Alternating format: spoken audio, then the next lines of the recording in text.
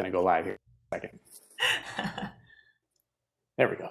Hey there, everybody. This is Corey Huff with The Abundant Artist, and I am here with the amazing, inimitable Stephanie Law, who I'll just read her official bio, and then I'll talk for a second. So Stephanie Law started her career with fantasy gaming companies. She's done work for games like Magic the Gathering, White Wolf, Changeling, Legend of the Five Rings, and a whole bunch of others. She's done a variety of illustration and licensing deals, has a series of books called Dreamscapes, published on watercolor technique, and exhibits original works in Seattle, New York, Los Angeles, and other places. You can learn more about her at shadowscapes.com. That's her website. So before I have you say hi and we get into questions and stuff, Stephanie, I wanted to say to everybody, like, times when I do these interviews, I know the artist in advance and I followed them and studied their work for a long time. Sometimes I don't know. And sometimes I've been following their work without knowing it for years.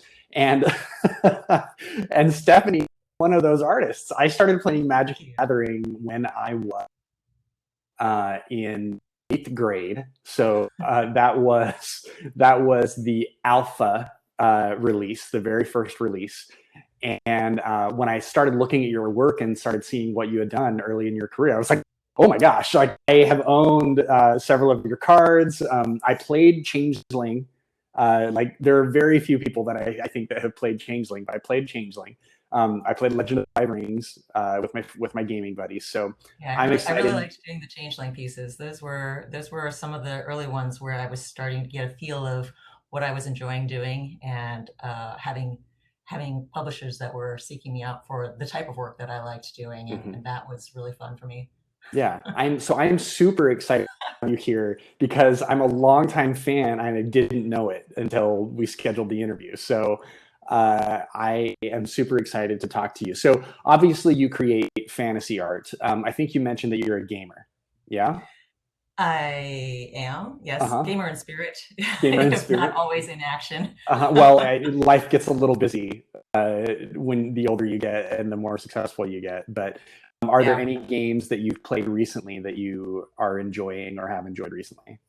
Lately, it's mostly online multiplayer games. It's one of the things that my husband and I do to relax and hang out. Rather than going to the movie theater, we like to just pick a game and just play stuff together. So it's kind of a fun thing that we've done ever since we were dating way back. Nice. And so, but lately, I guess I've been playing Path of Exile, but there's not been a whole lot of others. My personality type is such that I engage in one thing all the way. I really get sucked into things. It's kind of an addictive personality, which works to my favor when it comes to art, because I start projects and it's hard for me to set them aside and let go and move on to something else until I finished it. It's a really good trait to have when you're working with publishers and art directors who want you to just finish stuff, and they're amazed when I get stuff to them ahead of time, because that's just the way I was. And even when working on my own projects, though, because I get really involved in something and then I want to see it to completion. Yeah. So these are kind of the two sides of it, and it appears actually when I'm gaming as well. So I have to be really careful about that, and really careful about what I'm going to invest my time into, because I know that once I start on something, I'm going all the way. I totally get that. Like, the first time I ever played World of Warcraft, that took up years of my life. I was at a friend's house, and it was actually a friend of a friend's house I didn't know very well. And we were sitting around talking, and somebody is like, "Corey's never played World of Warcraft." And I was like, "What?" And they were like, "What? No, you got to come play." So he let me log into his computer as a guest, and he's like, just play however long you like. And I was like, cool. And I said, like, I did like one quest, and I was like, oh, that probably took an hour. And I came out of the bedroom, and everybody's like, "Do you have a good time?" And it had 4 hours had gone by. Yeah, the first time I played it, I was friends with a guy who worked at Blizzard, and he knew I liked games, so he gave me a copy of the game when it came out. And I was like, okay, I don't have time for this. I'm not going to play this. I set it aside for months. I think it was months just sitting there. And then one day my husband, at the time he was my boyfriend, he's like, let's give this thing a try. Let's try it out. So we installed it, and I remember the first 10 minutes, I couldn't stop. I couldn't turn the camera up from looking at my feet. I was like, I hate this thing. This thing is so stupid. I'm done with it. And he's like, no, just do this. And from there, it was years before I was doing anything else. Yeah, it's awesome. So I just recently took a trip to Ireland, and I went way down this rabbit hole of tradition and the Oima stones, which are these vestiges of old ancient Irish language. And there's not any original versions of the language left other than these simplistic stones. And you mentioned that a lot of your work comes from these mythical figures or oral traditions that are not written down. Are there any favorite examples of that for you that have inspired your work?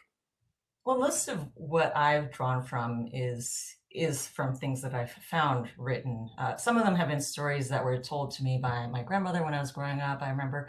But a lot of what I've researched on my own, because of the nature of things now, it is written. It's in books and Mm-hmm. things that I would find in used bookstores.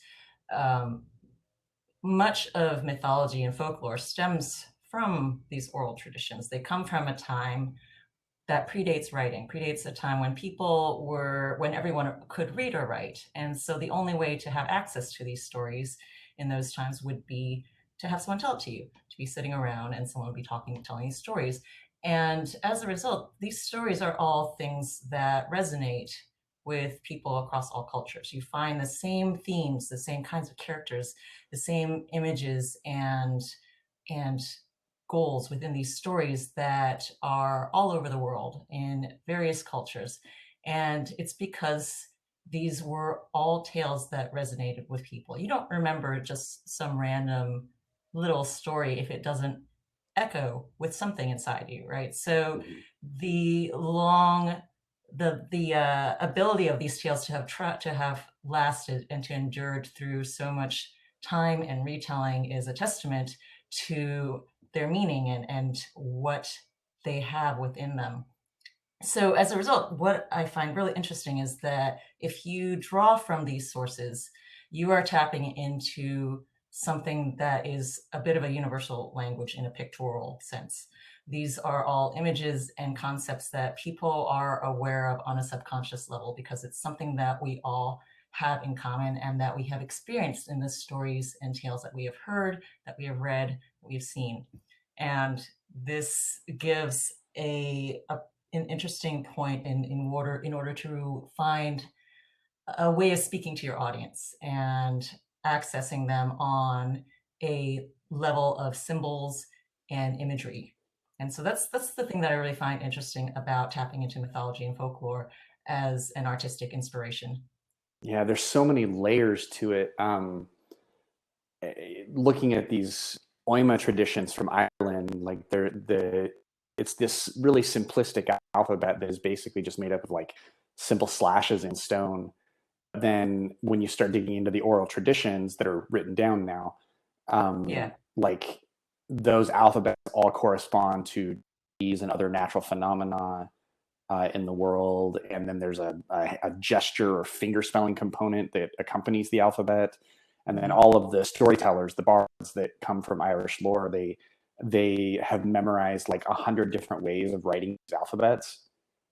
So there's all that. Like I can see why you would find so much inspiration for your work Yeah, in and just these the kind of fact that traditions. you can see these things and listen to them and find a point of contact and a resonance to yourself in your present day from something that is so ancient. It's just this incredible thing, this incredible thread that links us through time. Yeah. So how did you even first encounter that? Like how did you start finding oral traditions or getting into it? Well, when I was a kid, there weren't so many books. There wasn't so much of this young adult YA fiction section that had so much fantasy and magical elements to it, right? So if you're a kid at that time and you craved that, you really wanted that. The only place that I could find it was when I realized that there were these kinds of stories in the mythology section at the Mm, library. And I started I started to delve into these books and read these, and I was just really drawn into it. The first introduction to that for most kids is Greek mythology. That's kind of where I was you just thinking dip that, your yeah. foot down that path, and then you realize there's this whole world of mythology and stories that have these elements that you're looking for and you're craving. Maybe because of the same reason that people started telling them in the first place, wanting to have these heroic characters or these stories that explain the phenomena of the world and the things around us. And as a child finding these, it was sort of this portal into a whole other world. And then as I matured, I remember taking some folklore classes in college and sort of delving down this avenue as well, and really understanding, how these stem from oral traditions and from people's desires to really understand their place in the world and all these unexplained elements, the celestial elements as well as the things around us in the world, and how these stories are ways of explaining that and addressing those elements. I remember going to all these used bookstores in the early 90s and diving through the stacks and finding, just trying to find these older books and these things that would tell stories that I hadn't seen or hadn't heard of before. And it was just something that I loved doing. Yeah, I went to the Trinity College Library and I saw the Book of Kells, Mhm. which for those who Beautiful don't know book. is, oh my Yes. gosh, it's unbelievable. Yeah. It that is an illustrated copy of the first four Gospels from the New Testament, um, written in roughly 800 AD. And then in the library, on top of like the Book of Kells being there, they have literally like 100,000 books that are 100 years old or more. Mhm. So there's so much to be Yeah. found by digging through that history. The Book of Kells was an enormous visual inspiration to me. I remember first seeing it in art history classes and just being utterly fascinated by what was a meditation in visual form is what all Mm-hmm. the art pieces in it are. These pages that are just so incredibly intricate, and it's mind-blowing that these monks would sit there and draw and paint these without the use of any digital aid that we have now that helps simplify. But even then, even now, even if you use a digital aid to create something like this, it is still incredibly hard to do. Yeah, To imagine someone having done that with no other aid except for, rulers and pencils yeah, yeah. is mind-blowing. But the art, the pages in the Book of Kells art is just so incredible. And it was one of the things that really inspired me from the first moment I saw it. Too, I was like, oh, I'll pop into this exhibit real quick for half.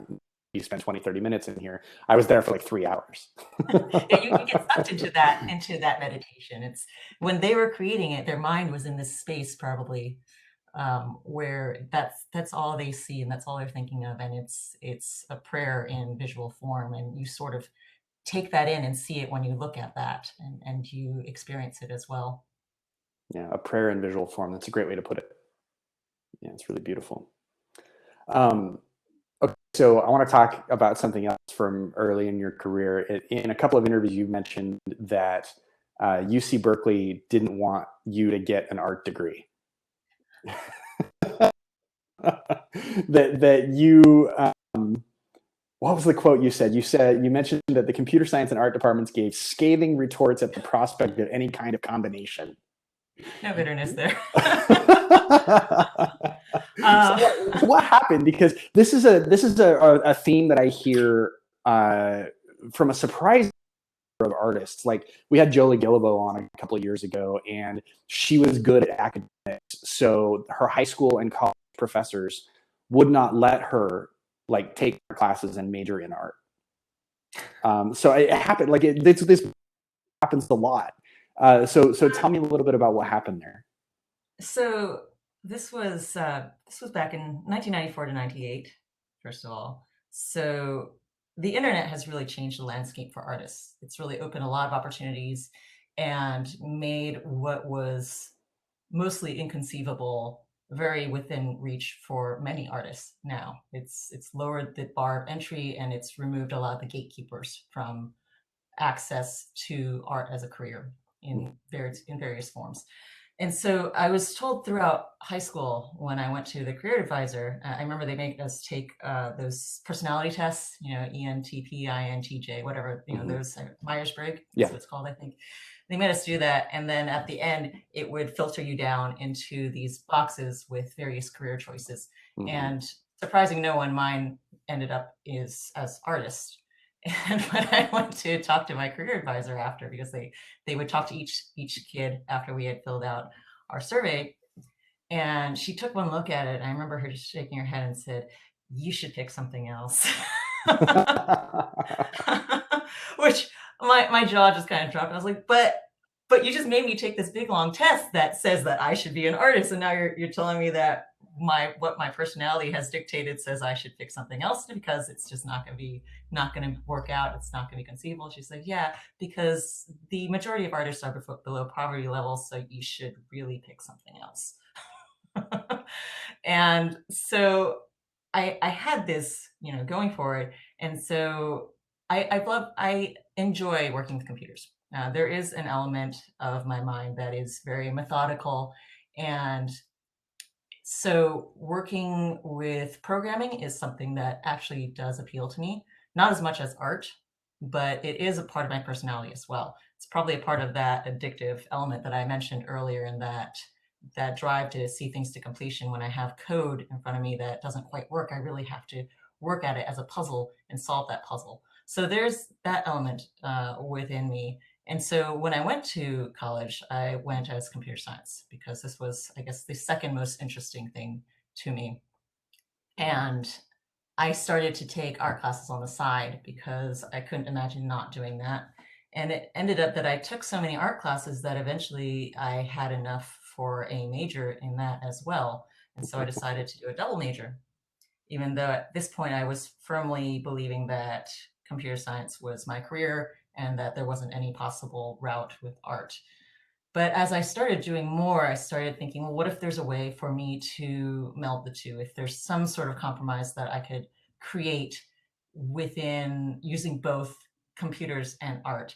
And in college, half of the computer science people studying computer science, they all want to be working in game companies. You have a bunch of computer nerds, and everyone's like, yeah, we want to work in game companies when we graduate.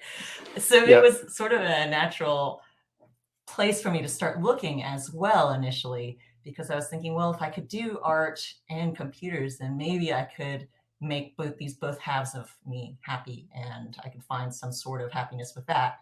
And there was opportunity to create some sort of independent study classes of your own if you could design them within the computer science department. And I attempted to craft something, and I talked to them about it, but they were not very supportive of it as an idea. They told me, why not just do, well, the computer science side, they told me just do computers because it's much better.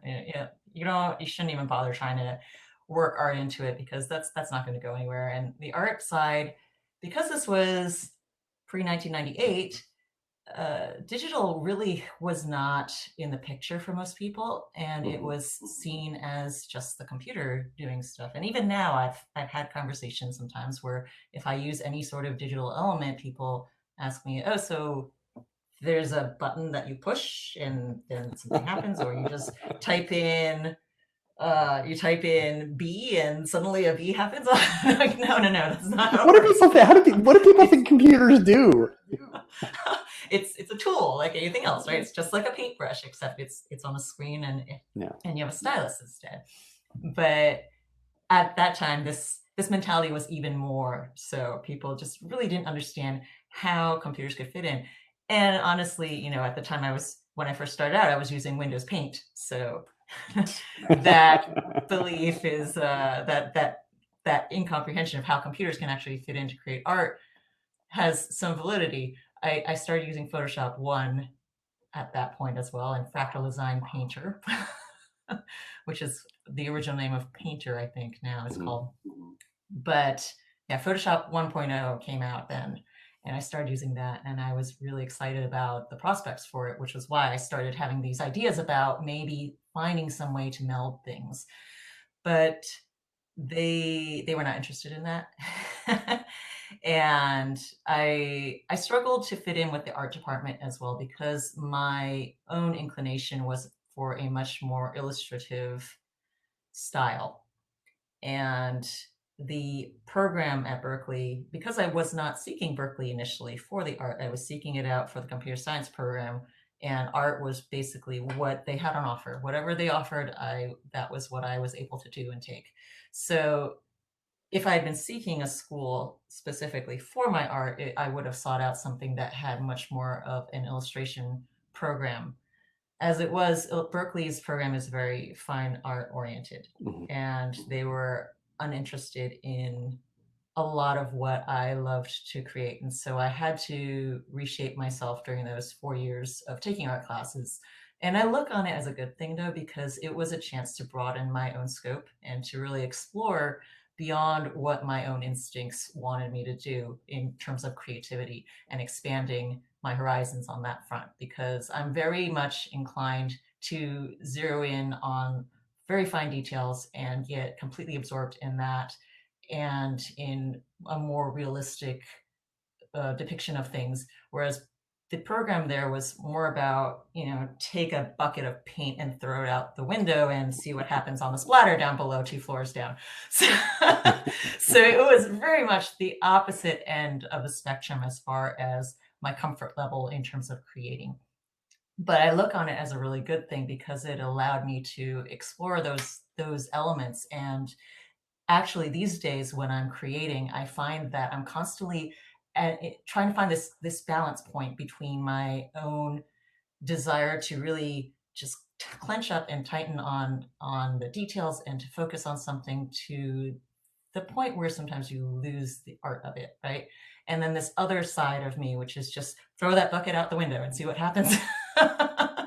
And I have this balance now where I'm constantly trying to use the chaos of randomness that paint and my various mediums create on my canvas, on my paper, and finding my own sort of order, my own sense of order of that, and finding beauty in that chaos, in that creation process. So it's something that I really tie back to that time and those years of exploring and really trying to push outside of my comfort level and what I thought I wanted to create. Having someone else say, well, no, create something now that you enjoy, but don't use any of the methods or the ways of approaching it that you would normally do.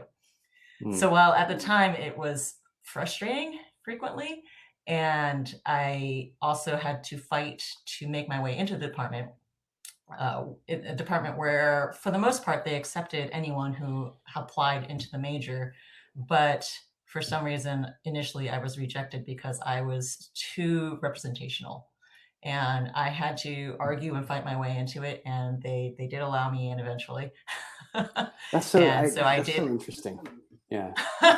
Like I said, the program initially was, if I had been thinking at the time of seeking art as a career, this would not have been the type of program that I would have sought out, because it was not in that time period and on the surface suitable for what I wanted to do and what I wanted to create.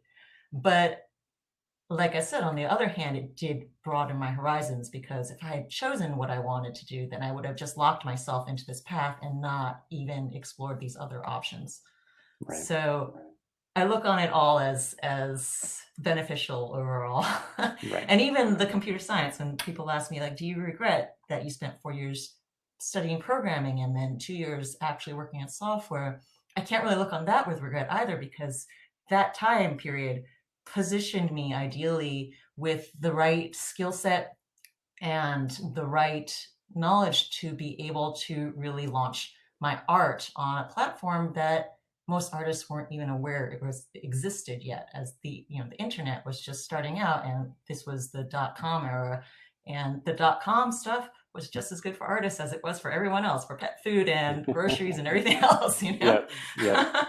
And because there was no other artists, or very few artists that were online, the only other artists that I knew from that time period that had websites with uh, with an online store were basically artists like me that had shifted over from another career, or those who had spouses that were working in computers or tech and gave them access to the internet in that way. Right. So there were not very many of us doing it yet, and being in this position was really vital to an early launch of my career and to make something possible that prior to then, with as far as all these career advisors were concerned, was completely impossible.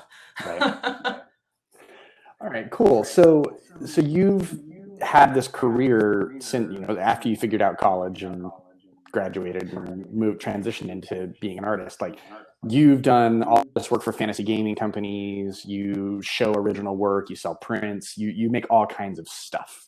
And you've done everything from like digital art to oil, watercolor, a bunch of different types of stuff.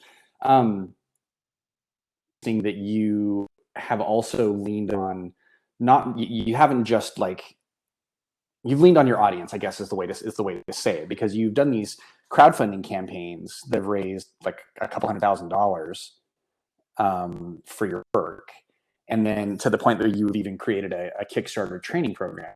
So tell me about how you approached your crowdfunding campaigns and why you decided to create a crowdfunding guide. So I have been self-publishing and pushing my work out there from the beginning. Mm-hmm. I've been doing it pre-crowdfunding. I have actually put out about 3 major art books and then a few minor little sketchbook, another 3 sketchbook books as well over the years. And this was all well before Kickstarter and Indiegogo and these other opportunities came around. And in those times, if you wanted to put out a book, you wanted to publish a book yourself, you had to shell out the money ahead of time, and you had to be confident enough of your saleability that you could sell your 1,000+ copies that you had printed and sitting around now. So it was a lot more risk involved for the artist, self-publisher, in that setting. But I would do pre-sales and I would do other things to offset things. But still, you still had to have that initial confidence that you were going to be able to sell your work.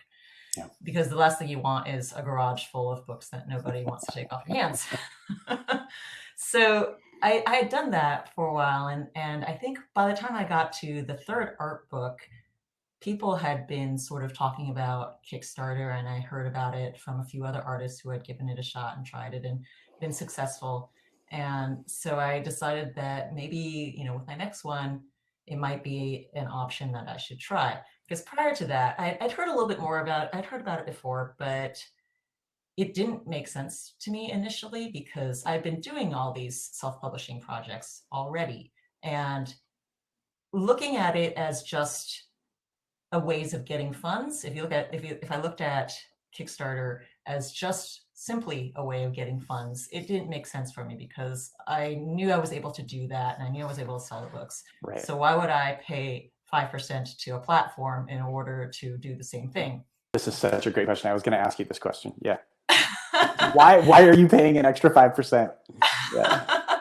But what I saw then with another fellow artist of mine, it was one that I've been doing conventions with for many years. He put out a book, and he had also been doing the self-publishing thing for a long time. In fact, he was the one who published one of my first books early on. He was Larry Elmore, but he had a Kickstarter, and he's been in the industry for a really long time. He's sort of an icon within the fantasy pen and paper gaming community because he was one of the very early artists doing that thing. So he did a Kickstarter, and as I said, he'd been doing all this self-publishing before and putting out the money on his own and just selling it and having no problem with that. But he decided to do this crowdfunding, and he raised $400,000 with his Kickstarter for his book. And this sort of opened my eyes to see that Kickstarter was an opportunity not just to raise initial funds for a project, but it was a major way of reaching out to a much wider audience than you normally would reach, simply because of viral elements and the way that social media works and connects people and excitement builds. And so looking at Kickstarter then and seeing that 5% not as them just enabling the initial funds, but them as seeing it as a promotional platform then and as a way of expanding your audience, that was when I suddenly started looking at it in a different light and thinking, okay, now I can see the sense of using it.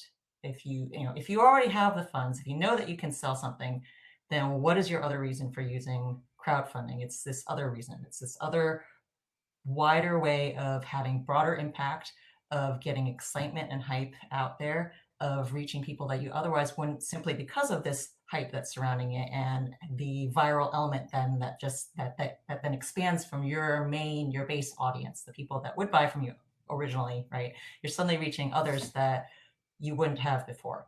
And this is what the platforms enable. And so that is what I see the 5% as going towards. And so it's marketing costs. it's a marketing and promotional cost. And that's what it is. Yeah. It's the advertising. I often wonder with that, like you all have an established audience, right? So you have some advantage when it comes to pre-sales or crowdfunding. For artists who are just getting started, do you think it's worth it for them to do crowdfunding as well? Yeah, there's various ways that crowdfunding can be useful. For a person in my position, this was the primary uh, advantage that crowdfunding offered me. For someone in a different position, a different point in their career, it offers other advantages. It offers you a way to start building up a dedicated audience that is interested in what you're creating. Because the other thing about doing a crowdfunding campaign is that it is very much an interactive experience. It's very much drawing your audience within your process, behind the doors of your, not just the creative, the artistic creation, but the physical creation of your products and how all that happens. And it's something that people are really interested in and that they want to be involved in. They want to be able to say that they took part in that and that they assisted and helped in making that happen. That's what the whole crowdfunding energy is, right? It's Yeah. this like, we helped make this thing happen. We helped bring this thing into the world together. And so there is, this element. But for someone who's starting off and earlier, this audience is this audience is made up of people who are very much engaged and very much interested in what you're making and wanting to bring more of it into the world. And so they are a really good core audience for someone to have. And even if your project is small and your goals are modest, this is an audience that you can start to build, because once you have a Kickstarter audience, these are people that you can reach out to in further projects, future projects that you're creating, and tap into that again and again and have them continue to be a part of your creative family, the community that you're creating around your creations and around how you're creating and putting things out into the world. So yeah, I think it's got benefits for people in various stages of their careers. And you have to look, if you are interested in doing a crowdfunding thing, you have to look at it and see, what is it that I want to get out of this? Because if it's just for the money, there are other ways to do it. And it's not going to be as successful if that's all you're looking at. It's about the community and it's about building that up. Yeah. So earlier this year, we did the Abundant Arts. We thought about doing a crowdfunding program where we would help do their own crowdfunding campaign. And one of the things that we discovered is like the math of crowdfunding is really important. And it's not, it doesn't work the way that people tend to think it will. Yeah. So there's this great blog post, and we'll put a link to it in the show notes here. There's a great blog post called Kickstarter Math is Weird. And this musician that we found put together this amazing spreadsheet where you can plug in your numbers, and the formulas in the spreadsheet will help see, like, okay, if I sell this many pieces at this price, and here's my costs, like how profitable will I be? And it also like 5% for Kickstarter cost, shipping costs, and other things. So we'll throw some additional resources in show notes here, but also you have this Kickstarter training program for artists with makeyourartwork.com. Is that still around? It is, yes. It is. It's a online class program, but run by Make Your Artwork. So they approached me about doing this because after I was at a physical workshop last year in Nashville, I had given some talks about the math actually of Kickstarters, and I remember bringing my spreadsheet to show people, and I had it on a projector, and I pulled it up, and I was like, okay, these numbers, I hope they don't scare people because there's gonna be a lot of numbers that I'm talking about. We then proceeded to spend about 2 hours talking about all these numbers, and people just had so many questions because they were fascinated by it, and the ability of having it all in a spreadsheet where you can just change something and figure out your projections and see what to expect. That's a huge part of it. You can't walk into a Kickstarter without expectations running from really basic all the way up to, you know, some crazy success, because there have been instances where people have had crazy success and then they didn't know what to do. They didn't know how to deal with it and how to proceed once they got to that point. They celebrated and then they realized, oh shoot, now I've got to actually fulfill and do this stuff.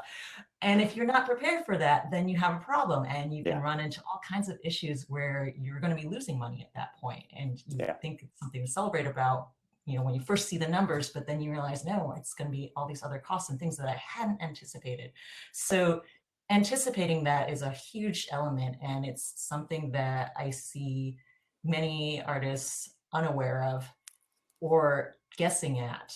The worst thing is guessing at these things and guessing at the numbers. I remember when I was first setting up the numbers for mine, trying to figure out how much shipping costs, even something like that, you know, shipping. And just off the top of my head, trying to think about stuff. And then I asked a few other people who had done Kickstarters what they had done, and the answers were mostly, oh, I just guessed it, or I take this number and I quadruple it. And I said, no, you can't do that.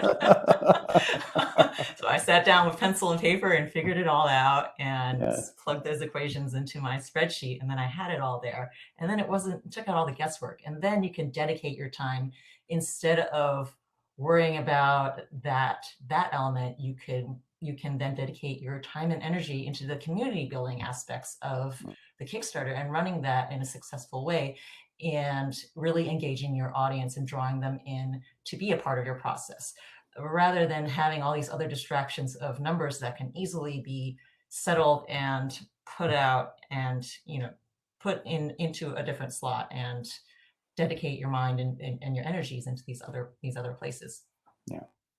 So Stephanie, who's on your team? Do you have a team? Do you have like a studio assistant or employees or anything like that? You're looking at it. I do it all myself. So how do you manage it all? I have a hard time delegating. It's probably not the best thing, and I've realized this many times over the years, but I just haven't really gotten away from myself enough to do that and to let loose. So yeah, it's not the recommended way of working. Yeah. I mean, it's obviously working for you to a large extent, and there's always things that we can do better. So I'm always curious to talk to artists and see, you know, some people just take the I do it all approach and just, you know, paddle as hard as they can, and try not to take on more than they can handle. And some artists will build up a team, but that comes with its own like set of problems. Right.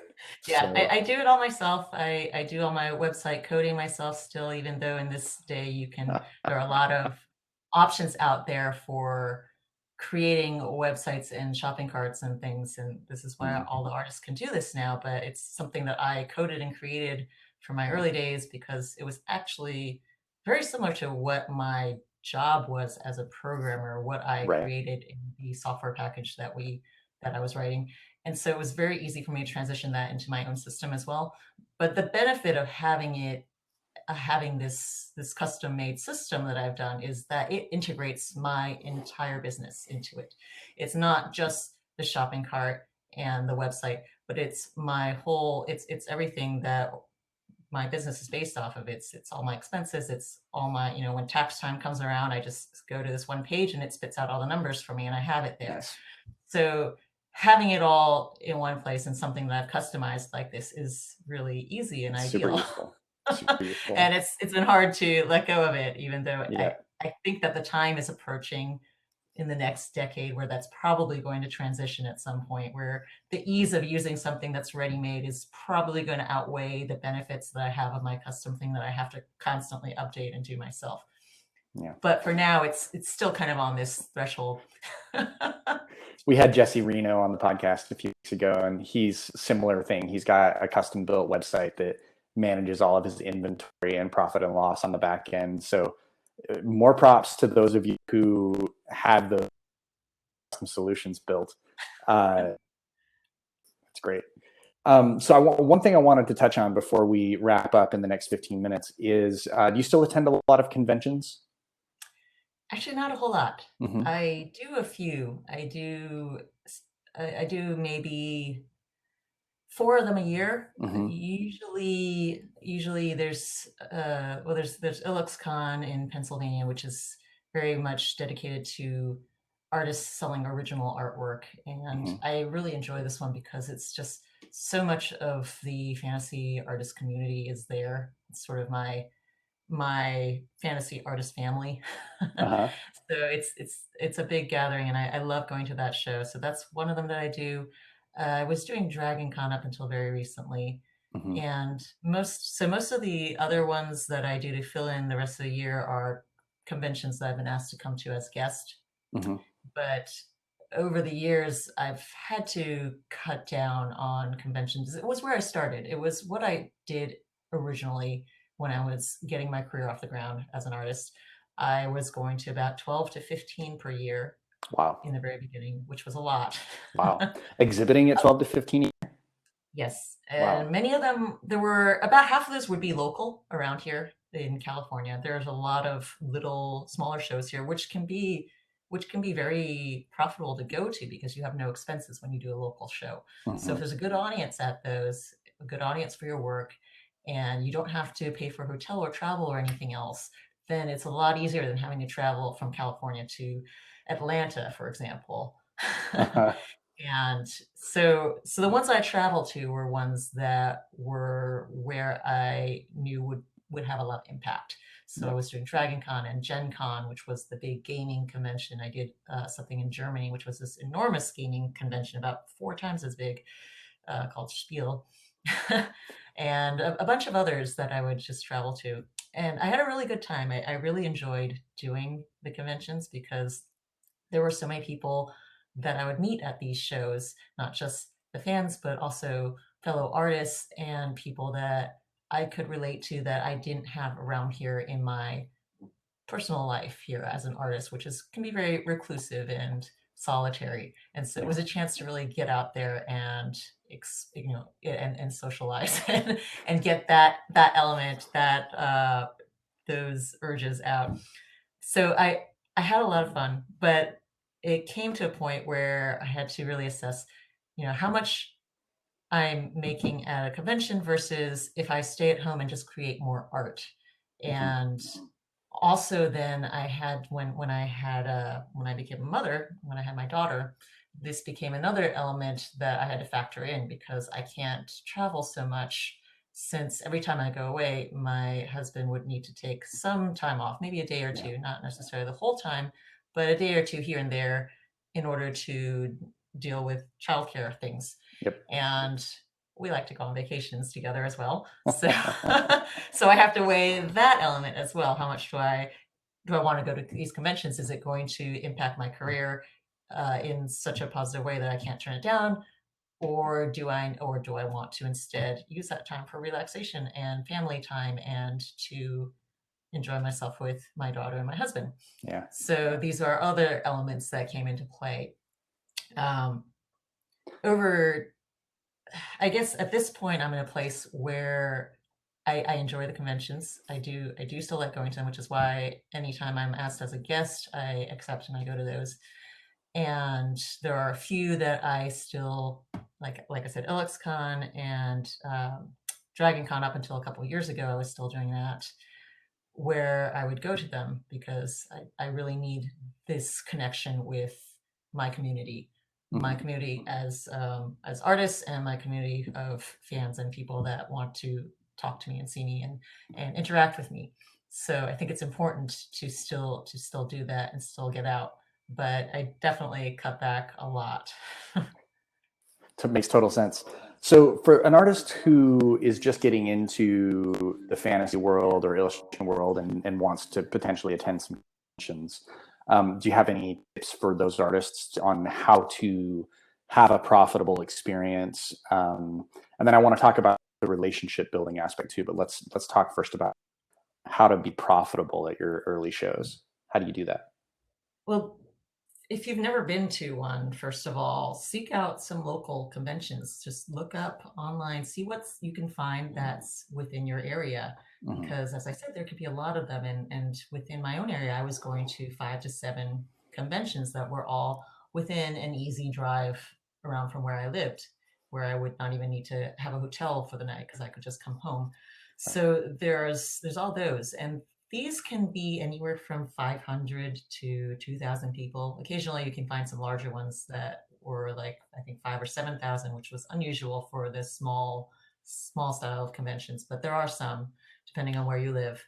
But if you can find something that's relatively local, then that's definitely the best way to start and just begin to experience it. And if you can get an artist alley table, generally those don't cost very much, and it gives you a chance to really see what being at a convention is about. That's how I started. I started going to a couple of really small ones. I think the first one was like a 700-person convention, and I found out about it simply because I don't even remember exactly how I found out. I think I started selling my work online, and and someone just emailed me one day and said, "Have you been to any conventions?" And I said, "I don't even know what that is. What is that?" She says, "Well, come to this one. It's in a couple months. It's called Silicon, and it's just down here in San Jose." And so I got a table there, and I went to my first convention, and I was really excited about it. And I didn't even know that this world existed. Right. And so I brought my portfolio, I brought some prints, and I made money on it because it cost almost nothing to get in. So it's you start small, right? You just explore what's around you, figure out what is available, and really get to see what that community is like, and how to sell your artwork. Bring some prints and bring some of your work. And I made a lot of contacts even just those first few shows that I started doing. So just at that first show, then someone came along and said, "Well, there's this bigger show that happens in May right around the corner over here. Would you like to come to that too?" And so I said yes, and I went to that one. And between these two little conventions, I made a bunch of sales. I made a bunch of commission contacts, and a couple of game companies actually gave me my first few commissions from these two little conventions that I went to. And from there, every time I went to one of these conventions, and someone would say, "Well, there's this bigger one. You want to come to this?" Eventually made my way over to Dragon Con and Gen Con, which Gen Con was is still, I think, the biggest pen and paper style gaming convention out there. And that was where I got a bunch of other commissions and contacts within the gaming publishing industry, and started down that road really. Nice. But yeah, as you go, you just start to meet people at these things, and you just open yourself to the opportunities that are available, and just be aware of things that are happening and be ready for them when they happen. I can hear some of the audience saying, "But Corey and Stephanie, I am an introvert and I hate talking to people, and I'd rather just sit at home and draw." So what do you say to those "I don't like to talk to people" artists? and how do they have success at these conventions? I say to them that I am an I hate to talk person. And it was hard early on. It was definitely something that had me in terror when a convention would come to me and say, would you like to come be a guest? And you'll have to do these talks. You'll have to do a few panels and maybe a solo talk. And I would just panic. And there were at least two that I said no to early on because I couldn't even deal with the thought of doing that. And I guess over the years I've gotten practice and I've expanded my comfort level with it. It's always about diving into those areas that are outside of your comfort zone. Just as it is with art, this is just another level of that. And I'm a person who was absolutely terrified of giving speeches. I remember when I was in a speech class in seventh grade, I was throwing up every day before speech class because I was so terrified of this. So I'm that kind of person and I understand it. And one of the things that has made it a lot easier over the years, just practice, first of all, just doing it, finding little ways to dip your toes into it. Doing panels at conventions are actually they might sound terrifying initially, but they are actually a really easy way of getting up in front of people and starting to do that, starting to become more comfortable with it. Because when you're on a panel, you're up there with 4 or 5 other people. And if you're not the moderator, you don't have to answer something unless the moderator asks you a question. And then usually it's something that you know something about because that's why you're on the panel in the first place.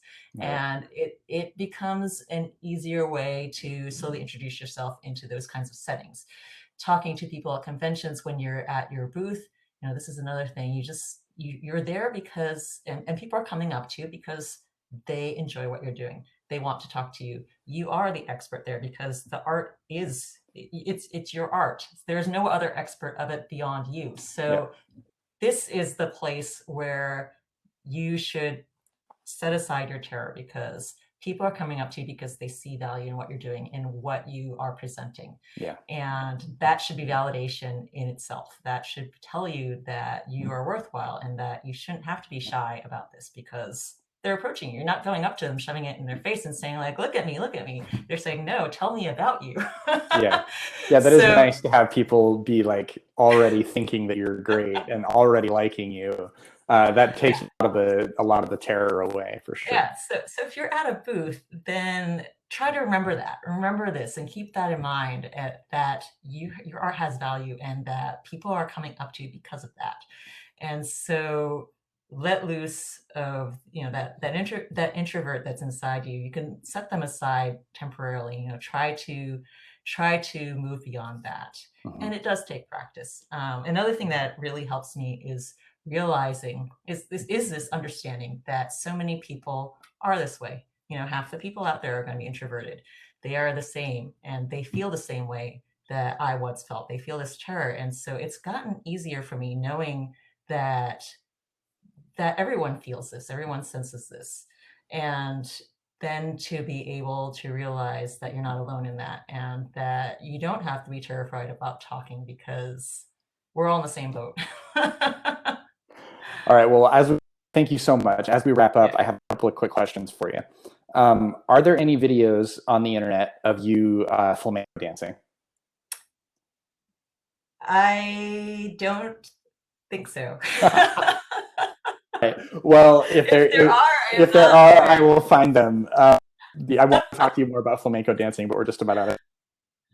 I'll try to find a video. And then the other question I had is, do you have any favorite books that you would recommend on myths and legends, some of the stuff that's inspired some of your work? Oh, I'm really bad at remembering random titles and things, but one of the ones that was really influential for me early on was this book. It's a translation, but it's the Lao Chai stories, Laiochai. They're 17th century Chinese stories. They're written by Pu Sungling, I think is the author. And you'll have to find translated versions, which is what I found. And it was at one of these dusty used bookstores in San Francisco early on. They are these spirit and ghost stories Chinese spirit and ghost stories, frequently having fox spirits and ghosts of loved ones, and they are they're not actually from the original oral traditions that we were talking about earlier, but they were written by this scholar. I think he was actually a failed scholar initially, and he turned his energies into writing these stories. And he's sort of like Hans Christian Andersen or the Brothers Grimm, where he took a lot of these stories that came from these oral traditions and backgrounds, and he wrote his own versions of them. He created his own fairy tales, Right. in a way, based on these very ancient stories and folk tales, and finding his own way of crafting them into a tale. So, but they are very much based within these older traditions. And it was a book that really drew me in when I read it. The way that it depicted this spirit world that was just sort of adjacent to our own, and the way the characters the humans interacted with them. And it was very natural. It was as if all of this was just around us and that we didn't really pay attention to it or see it. And this is something that resonates with me for my art in general. This sense, not necessarily of physical spirits or things, but just that there's more to the world than most of the time we see or notice. These things that because of the way our lifestyles move around so quickly, we don't pay attention to, or we don't notice the patterns and the beauty of growth and decay and cycles and all these little elements that are things that are there. They're always present in our world, and we just don't really pay attention to or see. And that's something that I weave into my artwork all over it. It's one of the themes that I try to draw in with everything I create. I love it. I love it. Well, we'll see if we can find a copy, an English copy of that book or of those stories somewhere, and link up to those as well in the show notes. So, Stephanie, thank you so much for taking the time to visit and to chat and share your wisdom. I love everything you're doing, and I can't wait to see whatever is coming up next. Thanks, Corey. Yeah, absolutely. And if you want to know more about Stephanie, you can head over to shadowscapes.com. Have a great day. Yeah, thank you. You too.